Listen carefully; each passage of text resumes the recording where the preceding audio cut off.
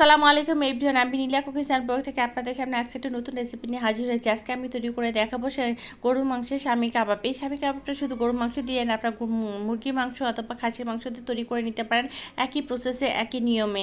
এটা আমি আজকে বেশি করে তৈরি করে দেখাবো, একটু ফ্রোজেন পদ্ধতি সহকারে। যেহেতু কাবাবটা তৈরি করে কিন্তু একটু ঝামেলা, যখন তৈরি করবেন একটু বেশি করে তৈরি করলে কিন্তু বেশ অনেক দিন কিন্তু এটা ফ্রোজেন করে খাওয়া যায়। আর এটা তৈরি করা কিন্তু খুব সহজ। আমি ঘরে থাকার উপকরণ দিয়ে এই আজকে কাবাবটা তৈরি করবো। এখানে আমি দেখেন 2 কাপ পরিমাণ হয়েছে বুটের ডাল কিংবা ছোলার ডাল নিয়েছি, আমি 2 ঘন্টা ভিজে রেখেছিলাম। আর এখানে আমি আধা কেজি হচ্ছে গরুর মাংস নিয়েছি, ছোটো ছোটো করে কেটে নিয়েছি।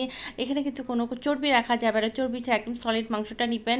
নিয়েছে যে আমি প্রেসার কুকারে সিদ্ধ বসিয়ে দিচ্ছি, আপনারা হচ্ছে চুলায় যে কোনো পাত্রে এটা বসিয়ে দিতে পারেন। তবে আমার কাছে মনে হয় যে প্রেসার কুকারের সময়টা অল্প লাগে আর সিদ্ধ খুব তাড়াতাড়ি হয়ে যায়।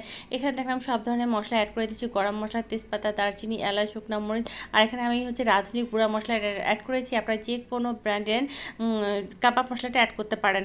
আর এখানে দিয়ে দিয়েছি আমি ধনিয়া গুঁড়া, মরিচের গুঁড়া, হলুদের গুঁড়া, জিরার গুঁড়া আর হচ্ছে লবণ, স্বাদ মতো তেল দিয়ে আমি হচ্ছে খুব ভালোভাবে মেখে নেব। মেখে হচ্ছে আমি এখানে 2 কাপ পরিমাণ পানি দিব। যেহেতু প্রেসার কুকারে সিদ্ধ করতেছি বেশি একটা কিন্তু পানি লাগে না। আমার 2 কাপ পরিমাণ পানিতে একদম পারফেক্টভাবে এটা সিদ্ধ হয়ে গেছে খুব সুন্দরভাবে। আমি 10 থেকে 12টা শিশি উঠায় নিয়েছি। শিশি উঠায় আমি এটা হচ্ছে দমে রেখে দিয়েছিলাম, যার কারণে হচ্ছে এটা একদম পারফেক্টলিভাবে সিদ্ধ হয়েছে এবং খুব সুন্দরভাবে হচ্ছে এটা তৈরি হয়ে গেছে।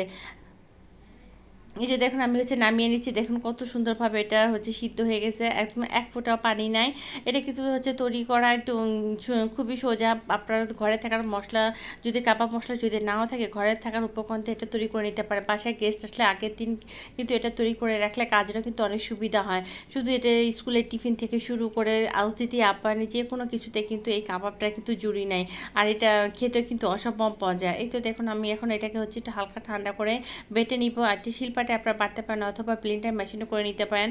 আমি ব্লেন্ডার মেশিন এখন শিলপাটে বেটে নিয়েছি। এখানে আমার কাছে একটু মনে হচ্ছে লবণ কম লাগছে, এর মধ্যে আমি হালকা একটু লবণ দিয়েছি আর একটু কাবাব মশলা অ্যাড করে দিয়ে দিচ্ছি। আর এখানে আমি পেঁয়াজ ব্রেস্তা দিয়েছি, যেহেতু আমি কাঁচা পেঁয়াজ ব্যবহার করি না, এই জন্য পেঁয়াজ ব্রেস্তা বেশ অনেকটা আমি ব্যবহার করেছি। এখানে দেখুন আমি 2টা ডিম দিয়ে আগে মাখায় দেখবো যে আমার ডিম লাগবে কিনা। যদি ডিম লাগে আমি আরও একটা ডিম অ্যাড করে দিব, কিন্তু মাখানোর পর আমার কাছে মনে হয়েছে আর ডিম লাগবে না। এটা আমি সুন্দর করে মেখে নিব।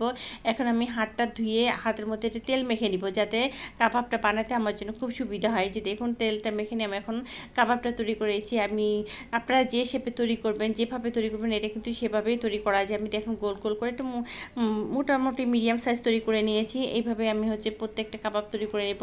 অনেকগুলো কাবাব তৈরি হয়ে গেছে। আমি প্রত্যেকটা আলাদা আলাদা পাত্র হচ্ছে তেল ব্রাশ করে এটা হচ্ছে রেখেছি। এখন এটাকে হচ্ছে আমি ডিপ ফ্রিজে ফ্রোজিং করব 2 ঘন্টার মতো। তারপর হচ্ছে আমি একটা আপনার যে কোনো বক্সে অথবা পলিথিনে একটু সুন্দর মতো প্যাঁচে রাখতে পারেন। এটা 1 থেকে 2 মাস কিন্তু খুব অনায়াসে ডিপ ফ্রিজও খুব ভালো থাকে। যখন আপনারা এটা ভাজবেন 10-15 মিনিট আগে বের করে রাখলে কিন্তু হয়ে যায়।